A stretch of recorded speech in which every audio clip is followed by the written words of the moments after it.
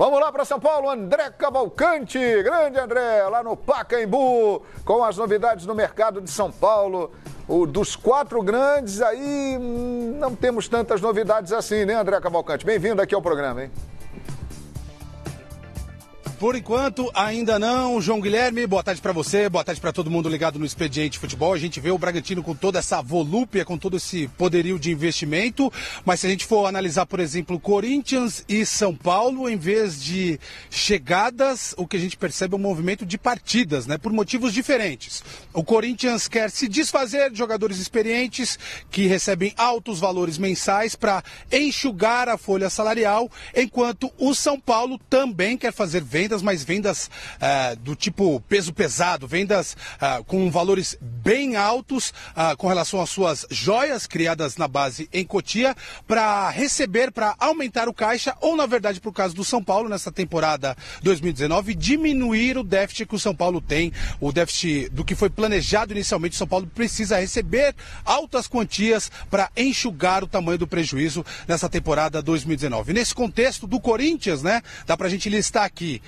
o Júnior Urso, já foi negociado para o Orlando City dos Estados Unidos. Matheus Jesus, de saída justamente para o Bragantino. Matheus Jesus não chega a receber um salário tão alto assim, mas no final das contas também ajuda a enxugar a folha salarial. Sornosa está aceitando receber menos da LDU de Quito para voltar para o Equador. O caso do Cleison também, com tudo praticamente encaminhado para o Cleison defender o Bahia a partir da temporada 2020. Se a gente for somar os salários desses 4 jogadores, dá algo em torno de R$1 milhão. R$1 milhão vezes 12, somando os 12 meses de 2020, dá mais de R$12 milhões, numa soma aí, imaginando até premiações ou algo do tipo, algo próximo a R$15 milhões. E o Corinthians economizando esse valor, lógico que não vai ficar com esse dinheiro parado, já teria mais poderio, por exemplo, para trazer o Victor Cantillo, jogador do Júnior Barranquilla, um volante, que o Corinthians tem otimismo de fechar a negociação por ele, mas o clube colombiano pede mais do que o Corinthians está disposto a pagar,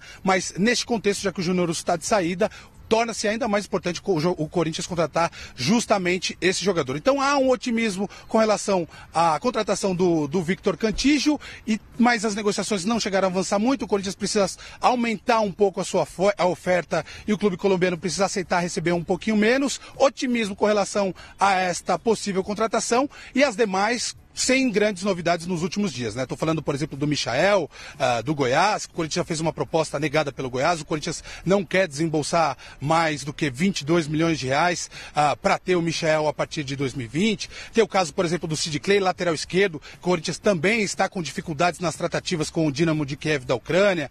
Também estão no radar do Corinthians o Nicão, do Atlético Paranaense, o Davó, jogador que foi muito bem no Guarani nessa temporada de 2019, mas as conversas continuam acontecendo, mas sem grandes avanços. O fato é que o Corinthians fechou mesmo como grande contratação até agora o Luan, que veio do Grêmio. Sobre o São Paulo, que eu falei que também tem essa perspectiva, né, de abrir as portas de saída para alguns jogadores, mas uma situação totalmente diferente. Não é exatamente para enxugar a folha salarial, é para realmente diminuir o prejuízo dessa temporada 2019 e no contexto do tricolor paulista, vale a gente citar aqui o Antony, né, muito bem, principalmente no final da temporada 2019, o Antony foi muito bem, já recebeu algumas sondagens do futebol alemão, o Antony, mas aí por valores em torno de 65 a 70 milhões de reais. O São Paulo, para vocês terem uma ideia, achou isso pouco.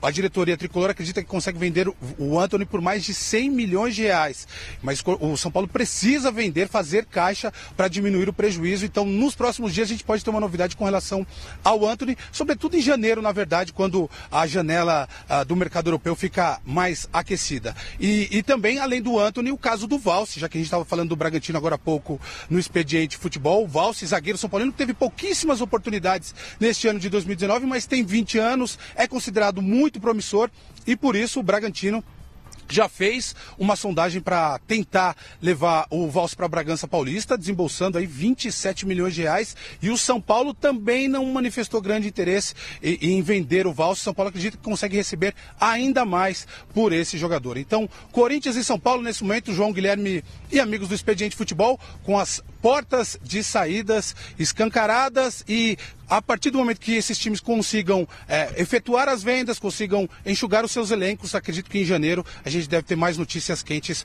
sobre contratações para esses dois clubes. João? Perfeitamente. E o Santos, hein, que já anunciou Gesualdo Ferreira, que é assim como os grandes de São Paulo também, né? Ele é um dos 4 grandes de São Paulo, estará na Libertadores da América. Tem novidade aí do Peixe? Parece que o Grêmio está de olho no Carlos Sanches, hein? Verdade, João Guilherme. O Peixe num contexto bastante parecido com os contextos de Corinthians e São Paulo, né? Fez algumas contratações pontuais, mas na base da troca, né? O Santos cedeu o Vitor Ferraz para o Grêmio e recebeu o Madson, um lateral direito por outro. O Santos cedeu o Vitor Bueno para o São Paulo e recebe o Raniel por mais 4 temporadas. Não teve que desembolsar altos valores. E aí fechou a contratação com o técnico português Gesualdo Ferreira. Então o processo todo do Santos ainda está bastante no início, né? Gesualdo Ferreira, para se ter uma ideia, escolheu agora os 3 auxiliares dele e esses auxiliares foram validados pelo Gesualdo. O Santos está acertando a contratação desses 3 auxiliares e agora o Gesualdo Ferreira está procurando um preparador físico. Fechada, consolidada essa comissão técnica, aí sim vai começar o planejamento de plantel, de elenco do Santos para a temporada 2020, mas é bom o Santos, o José Carlos Pérez, a diretoria do Santos, ficar de olho bem aberto, porque algumas das peças que se destacaram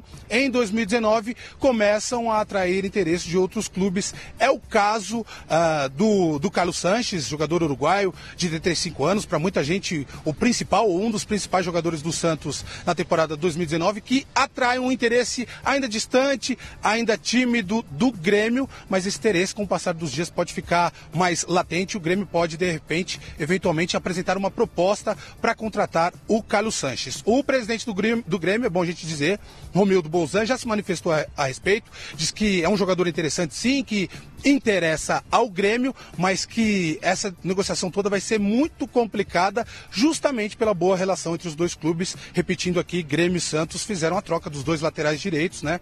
O Vitor Ferraz indo para o Grêmio, o Madson saindo do Grêmio indo para o Santos. Então há uma harmonia, um relacionamento, um diálogo entre as duas diretorias, mas até por conta desse diálogo o Romildo Bolzan está pisando em ovos, mas a informação é de que o Carlos Sanches interessa sim ao Grêmio para a temporada 2020. João Guilherme e amigos. Ok, obrigado, André. Qualquer informação, fique à vontade aí para voltar. Qualquer novidade no mercado da bola, que deve aquecer mesmo a partir, né, do dia 2 de janeiro, né? Até lá, o pessoal ainda está estudando, o dinheiro não está sobrando.